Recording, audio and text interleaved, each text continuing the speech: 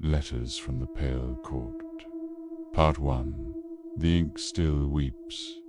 They said the Pale Court was a house of the dead long before the coffins arrived. By 1843. Its towers were brittle with frost and age, rising above the Bohemian woods like fingers of a buried giant. The sun never quite touched its window, not since the last ball hosted there in the winter of 1799, when the Countess Isolde of Vranic was found lifeless in the snow. Dressed in silks and thorns, they buried her in a chapel that collapsed a year later. And after that, the family stopped inviting guests. Decades passed. The estate rotted inward.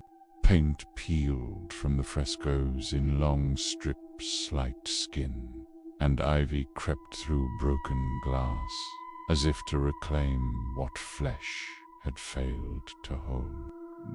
This is where Antonin Vranic returned, a widowed count, childless and prematurely grey.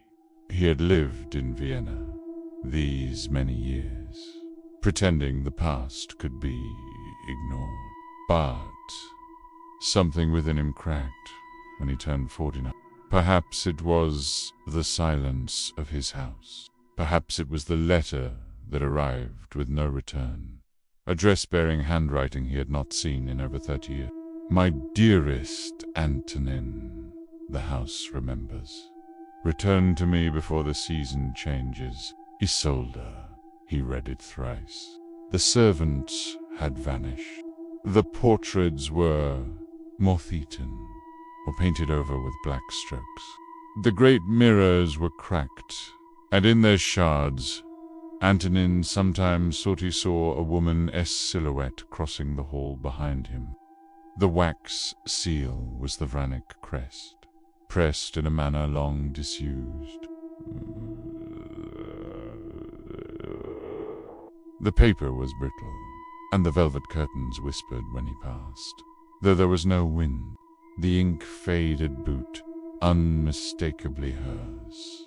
P burned it in the hearth, and stared at the ashes until morning.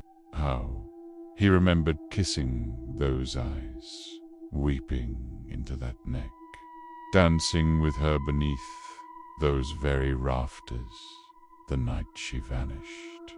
And yet, the next night, another came. No postmark, no signature. Want her.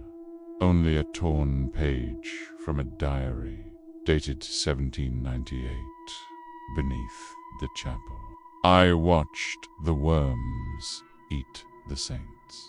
He followed it, barefoot, drawn to the ballroom like a soul to judgment, only misplaced, buried in the walls of memory. The soil is too warm for sleep, and your name too loud for silence. So he returned. The Pale Court was no longer a place for men.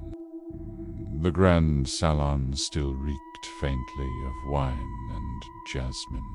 A crumpled dance card remained on the harpsichord beside a single black rose, long turned to dust. That first evening, he found the third letter.